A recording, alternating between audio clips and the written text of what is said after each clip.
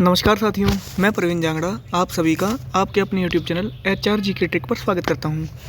आज की इस वीडियो में हम संविधान की प्रस्तावना के बारे में पढ़ेंगे। संविधान की प्रस्तावना, ये हमारे संविधान का पहला पेज होता है। ठीक है, संविधान की प्रस्तावना हमारे संविधान का पहला पेज होता है और हमने अपने संविधान की प्रस्तावना को यूनाइटेड स्टेट्स ऑफ अमेरिका से लिया है। कहाँ से लिया है? USA से। एक क्वेश्चन बनता है कि किसने हमारा संविधान हमें दिया है, तो याद रखना we the people of India, मतलब कि हमने खुद ने अपने आप को अपना संविधान दिया है। ठीक है, नेक्स्ट आते हैं हम प्रियम्बल यानी कि संविधान की प्रस्तावना को कब अपनाया गया। प्रियम्बल वाज अडोप्टेड ऑन, हमारे संविधान की प्रस्तावना को कब अपनाया गया था? जब संविधान को अपनाया गया था, क्योंकि हमारे संविधान की प्रस्तावना भी तो संविधान का ही भाग है। ठीक है, तो हमारे संविधान की प्रस्तावना को कब अपनाया गया? 26 नवंबर 1949 को, संविधान दिवस के दिन। ठीक है, संविधान की प्रस्तावना को कब अपनाया गया? 26 नवंबर 1949 को, जब संविधान को अंतिम रूप दिया गया था। नेक्स्ट देखिए, गणतंत्र दिवस के रूप में कब मनाया गया? गणतंत्र दिवस 26 जनवरी को गणतंत्र दिवस के रूप में मनाया जाता है। पहला गणतंत्र दिवस कब मनाया गया था? 26 जनवरी 1950 को। ठीक है, संविधान दिवस तो कब होता है? 26 नवंबर 1949 को, और गणतंत्र दिवस होता है 26 जनवरी 1950 को। इन दोनों के बीच में कंफ्यूज नहीं होना है। नेक्स्ट, अभी एक डेफिनेशन दी गई है संविधान की प्रस्तावना की। यह एक संक्षिप्त परिचालक वक्तव्य है जो संविधान के मार्गदर्शक उद्देश्य, सिद्धांतों और दर्शन को निर्धारित करता है। इसको इजी लैंग्वेज में समझने की कोशिश करते हैं। संविधान की प्रस्तावना, प्रेम्बल ऑफ इंडियन कॉन्स्टिट्यूशन क्या है? यह एक संक्षिप्त ब्रीफ इंट्रोडक्टरी स्टेटमेंट है, मतलब संक्षिप्त छोटी इंट्रोडक्टरी स्टेटमेंट है जो संविधान के मार्गदर्शक उद्देश्य, सिद्धांत और दर्शन यानी कि फिलोसफी को निर्धारित करता है। ठीक है, ये हो गया हमारा संविधान की प्रस्तावना की डेफिनेशन। नेक्स्ट है, संविधान किसके बारे में विचार देती है? तो याद रखना, संविधान की प्रस्तावना किसके बारे में विचार देती है? संविधान का स्रोत, मतलब संविधान को कहाँ से लिया गया है। नेक्स्ट, भारतीय राज्य की प्रकृति क्या होगी? मतलब हमने पढ़ा है ना कि भारत क्या है? एक यूनियन ऑफ स्टेट्स है। ठीक है, भारतीय राज्यों का, भारत राज्यों का संघ है। ठीक है, और संविधान के उद्देश्य क्या है, इसके बारे में विवरण मिलता है किसमें? प्रस्तावना में। और संविधान को अपनाने की तिथि क्या है, इसके बारे में जानकारी मिलती है संविधान की प्रस्तावना में, 26 नवंबर 1949। ठीक है, इसके बाद आते हैं हम, भारत के लोगों ने भारत को संप्रभु, समाजवादी, धर्मनिरपेक्ष, लोकतांत्रिक, गणतंत्र के रूप में गठन करने का संकल्प लिया है। ठीक है, इन सभी वर्ड्स का मीनिंग हमें पता होना चाहिए। संप्रभु क्या होता है, समाजवादी क्या होता है, धर्मनिरपेक्ष, लोकतांत्रिक, गणतंत्रिक, इनका मतलब क्या होता है, इनके बारे में हम अभी जानते हैं। ठीक है, सबसे पहले आता है संप्रभु। संप्रभु क्या होता है? जिसमें संप्रभु देश वो देश कहलाता है जिस देश के ऊपर किसी बाहरी शक्ति का कोई कंट्रोल नहीं होता, मतलब एक्सटर्नल पावर का कंट्रोल उस देश पर नहीं होता। जैसे कि हमारा देश है, 1947 से पहले तो क्या था, हमारे देश का सबसे सर्वोच्च पद किसका होता था? महारानी का, ब्रिटिश क्राउन का होता था। ठीक है, लास्ट महारानी कौन थी? एलिजाबेथ द्वितीय थी। और अभी क्या है, हमारे देश का सर्वोच्च पद यानी कि सर्वप्रथम नागरिक कौन होता है? राष्ट्रपति होता है, जो कि हमारे देश का ही एक नागरिक है। ठीक है, मतलब एक्सटर्नल कंट्रोल अभी नहीं है, तो इसका मतलब है हमारा देश अभी संप्रभु राष्ट्र है। 15 अगस्त 1947 के बाद भारत संप्रभु राष्ट्र बन गया था। ठीक है, अभी देखिए समाजवादी, हमारा देश समाजवादी विचारधाराओं को फॉलो करता है। अभी पढ़ते हैं हम इसके बारे में। धर्मनिरपेक्ष, मतलब हमारे देश का कोई नेशनल रिलीजन नहीं है। डेमोक्रेटिक, लोकतांत्रिक, मतलब चलिए नीचे देखते हैं, इन सभी के बारे में अभी पढ़ते हैं। और कॉन्स्टिट्यूशन प्रोवाइड जस्टिस फॉर, दोस्तों मैंने है ना अभी DDA पटवारी का मेंस एग्ज़ाम दिया था, उसमें ये क्वेश्चन पूछ रखा था कि हमारा कॉन्स्टिट्यूशन है किन पहलुओं पर न्याय प्रदान करता है, हमारा जो संविधान है किन पहलुओं पर न्याय प्रदान करता है।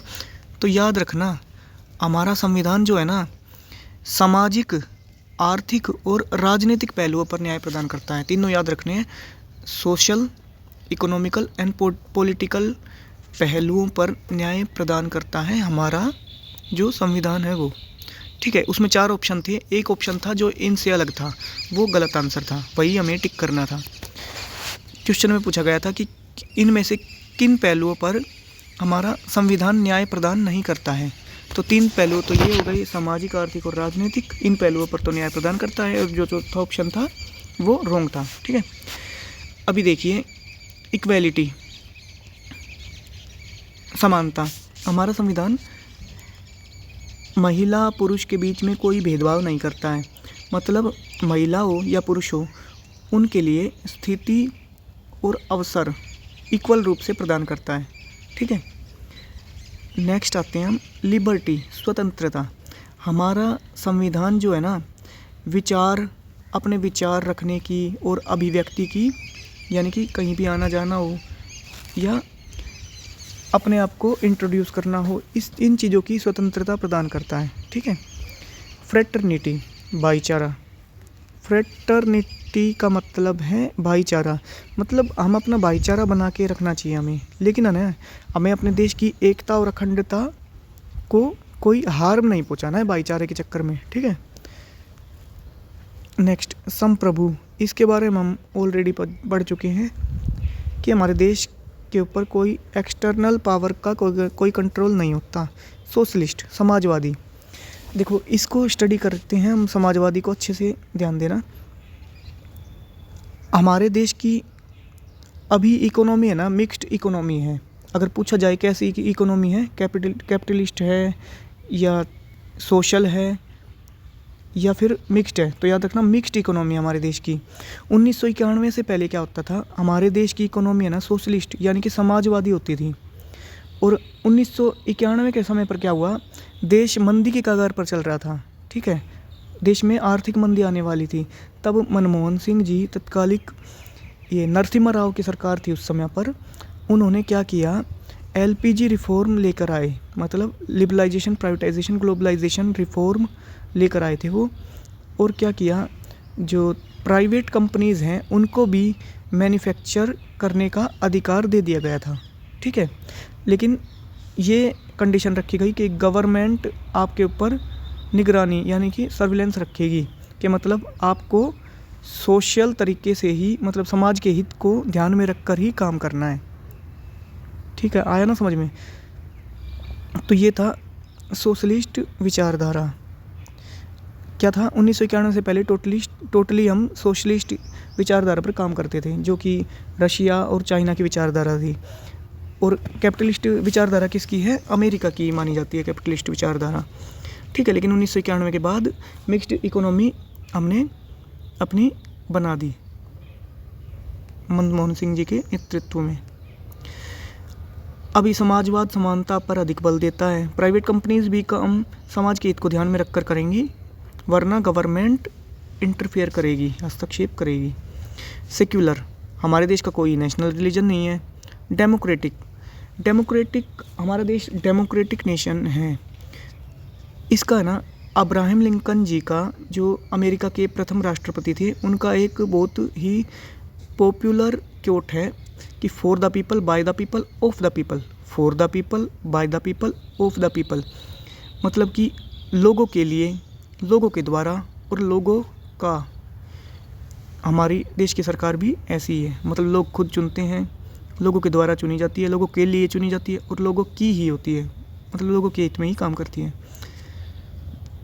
रिपब्लिक, गणतांत्रिक, मतलब गणतंत्र का मतलब है लोग अपने सरकार को खुद वोट डालकर चुनते हैं। ठीक है, मतदान करके चुनते हैं।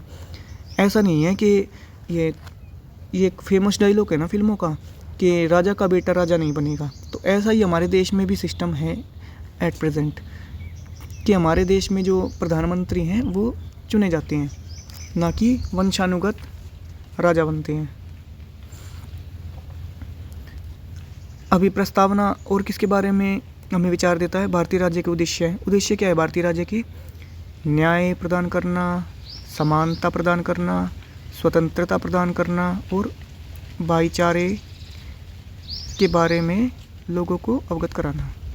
ठीक है, अभी देखिए प्रस्तावना को किसने डिज़ाइन किया? प्रस्तावना को राम मनोहर सिन्हा जी ने डिज़ाइन किया था। ये चित्रकार थे। इसको याद कैसे रखोगे? राम ने बहुत ही मनोहर चित्रण किया प्रस्तावना का। और प्रस्तावना क्या होता है? सबसे पहला पेज होता है। हम अपनी भी कॉपी के सबसे पहले पेज पर क्या लिखते हैं कि पहला पन्ना राम का, दूसरा पन्ना काम का। तो इस तरीके से आप याद रख सकते हो कि राम मनोहर सिन्हा जी ने हमारे संविधान के पहले पेज यानी कि प्रस्तावना को डिज़ाइन किया था। और अभी संविधान को हमने क्या पढ़ा था? किसने लिखा था? संविधान को लिखा तो था, बहुत प्रेम से लिखा था, प्रेम बिहारी रायजादा ने। और डिज़ाइन किसने किया था? डिज़ाइन किया था नंदलाल बोस जी ने। तो दोस्तों अच्छा, ये हमारा जो संविधान की प्रस्तावना है उसके बेसिक स्ट्रक्चर को कभी भी नहीं बदला जा सकता। ये संविधान का अभिन्न अंग है। ठीक है,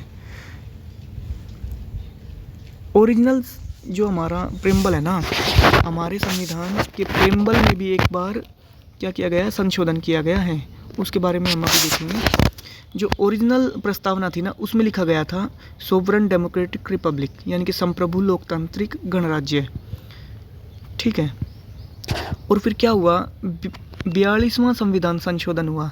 ये हमारे संविधान का one of the most important संविधान संशोधनों में से एक है, जो कि 1976 में हुआ था। 42वां संविधान संशोधन, जिसमें एकमात्र संविधान संशोधन है जिसमें संविधान की प्रस्तावना में संशोधन किया गया था।